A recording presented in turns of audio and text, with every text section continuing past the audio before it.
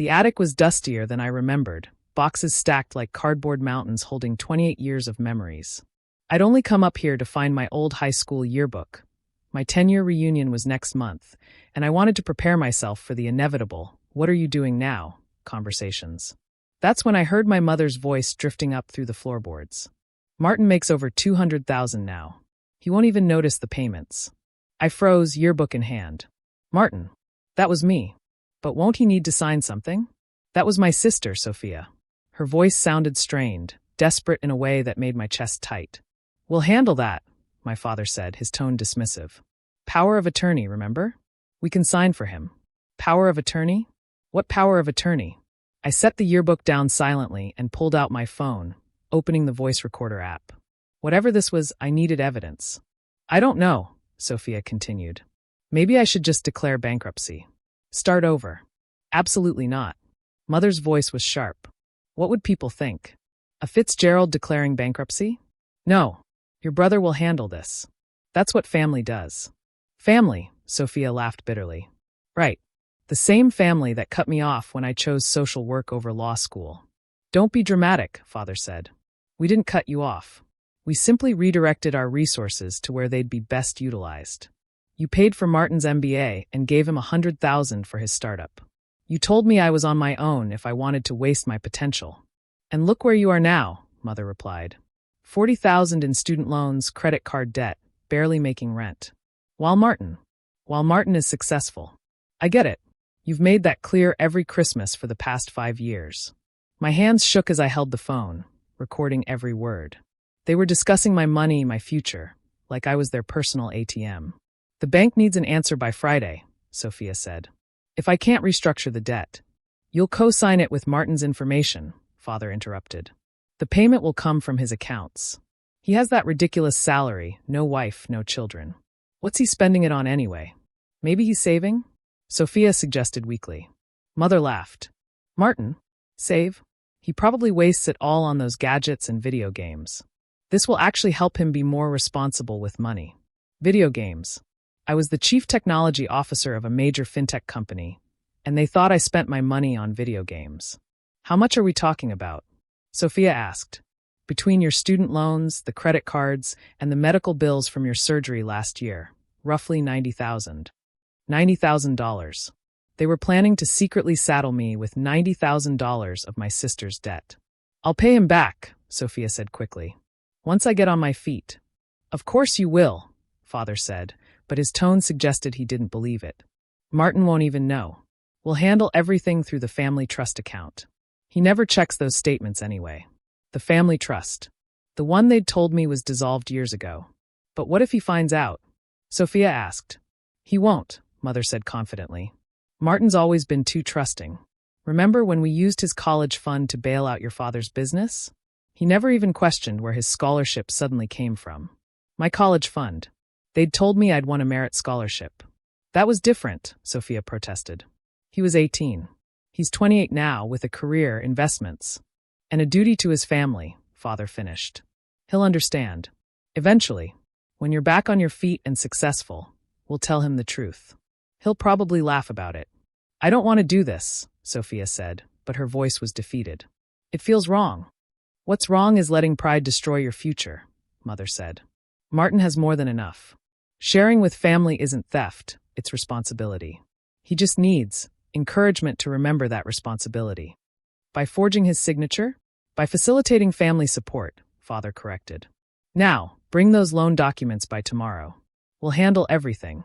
I heard chairs scraping, footsteps moving. They were done. $90,000 of debt, decided over afternoon tea in the study, like they were planning a dinner menu. I stopped recording and sat in the dusty attic, surrounded by boxes of my childhood, processing what I'd just learned. My parents, wealthy, retired, living in a house worth $2 million, were planning to forge my signature to pay my sister's debts. Not with their money, but with mine. The same parents who'd raised me to value honesty, integrity, hard work. Who'd lectured me about personal responsibility every time I'd asked for help. Who'd apparently stolen my college fund and let me believe I'd earned a scholarship through merit. I climbed down from the attic quietly, slipping out the back door before anyone saw me. In my car, I sat for a moment, then made the first call. Henderson Financial Advisors, a pleasant voice answered. This is Martin Fitzgerald. I need to speak with James Henderson immediately. Tell him it's an emergency regarding my accounts. Within an hour, every account I had was locked down. New passwords, new security questions, alerts for any access attempts. James, who'd been my advisor for 3 years, was horrified when I explained the situation. They mentioned power of attorney, I told him. I've never signed one. Let me check. There's nothing on file here. If they try to present one, it's fraudulent. Do you want me to flag your accounts? Flag everything. And I need a lawyer. The second call was to my college roommate, now a corporate attorney. They're planning to what? David's voice was incredulous. Forge my signature on loan documents. Make me co-signer for $90,000 in debt. That's fraud. Multiple counts. Your parents could go to prison. I know. The words sat heavy in my stomach. What are my options? Depends what you want. Protect yourself? Prosecute them? Help your sister without enabling this insanity. All of the above? David laughed grimly. Let me make some calls. I drove home to my condo, the one my parents didn't know I'd paid cash for, part of the life they'd never bothered to learn about. They thought I wasted money on video games. They didn't know about my investment portfolio, the startup I'd sold for 7 figures, the board positions I held. They knew Martin the child, the trusting son who never questioned where his college fund went. They didn't know Martin the adult, who'd learned the hard way that trust without verification was just naivety. That night, I did research. Pulled credit reports, bank statements, family trust documents I'd never thought to examine before. The pattern went back years. Small amounts here and there, transfers that coincided with my birthdays and holidays, times when they knew I'd have extra money.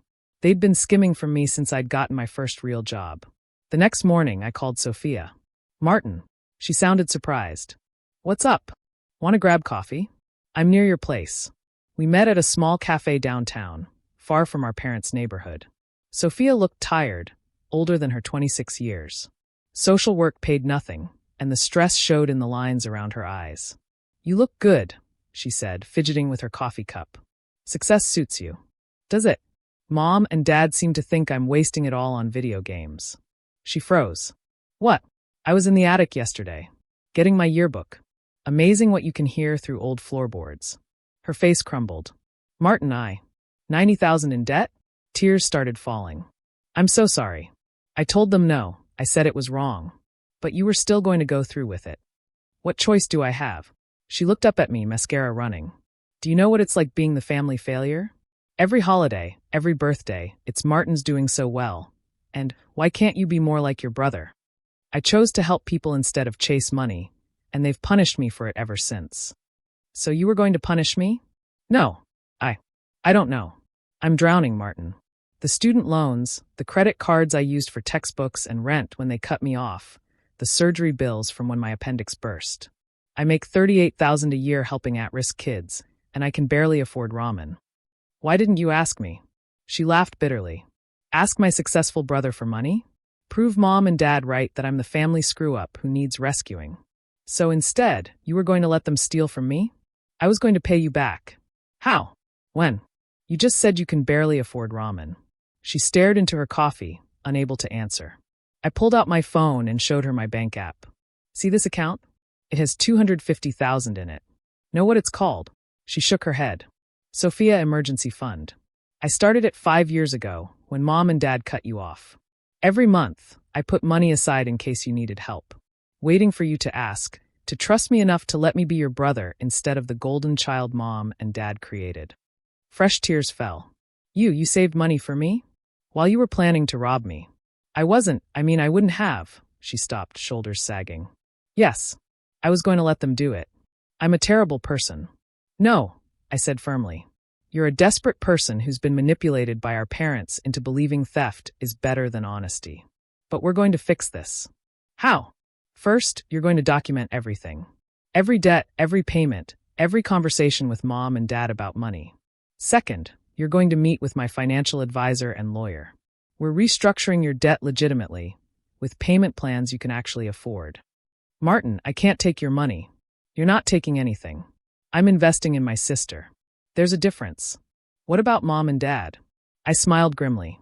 That's the third step. We're going to have a family dinner. And we're going to play them a recording. 3 days later, we sat around my parents' dining room table. The same mahogany monstrosity where they'd planned to defraud me. This is nice, Mother said, serving her famous pot roast. Both our children together. Although, Martin, you really should visit more often. I've been busy, I said. Managing all that money I waste on video games. Father chuckled. Still playing those things? At your age? Actually, I invested in a gaming company last year. Sold my shares for $800,000 profit. But you're right, total waste of money. The silence was deafening. 800,000? Mother's voice was faint. Surprise. Your video game-playing son understands investments. Speaking of which, Sophia has something to share. My sister pulled out her phone with trembling hands. I recorded this 3 days ago. In the study. She hit play. My parents' voices filled the room, clear and damning. Tell the bank your brother will co-sign. He makes $200,000 now. He won't even notice the payments. Power of attorney, remember? We can sign for him. Martin's always been too trusting. Remember when we used his college fund to bail out your father's business? I watched my parents' faces transform from confusion to horror to rage as their own words condemned them. You recorded us? Father slammed his hand on the table. In our own home? Like you were planning to forge my signature? I countered. Let's talk about that power of attorney you mentioned. The one that doesn't exist. Martin, sweetheart. Mother tried her soothing voice. You don't understand the full situation. I understand fraud. I understand conspiracy. I understand that my parents, who have a $2 million house and a healthy retirement portfolio, were planning to steal $90,000 from me rather than help their daughter themselves. It's not stealing when it's family. It's literally stealing. I stood up. Forging signatures, fraudulent documents, identity theft. These aren't family favors, they're felonies. You'd report your own parents? Father's face was purple. I should, but I won't. Under one condition. They leaned forward, desperate. You're going to pay Sophia's debts. All of them. From your money, not mine. That's ridiculous, Father started. That's non-negotiable. You created this situation when you cut her off for choosing a career you didn't approve of. You'll fix it. We don't have that kind of liquid cash, Mother protested. Sell the boat. Sell the vacation house. Sell some of your stock portfolio. I've seen your finances. You can afford it without even changing your lifestyle. You've seen how dare you? How dare I? You stole my college fund. You've been skimming from my accounts for years. You were planning to forge my signature. We're past privacy concerns.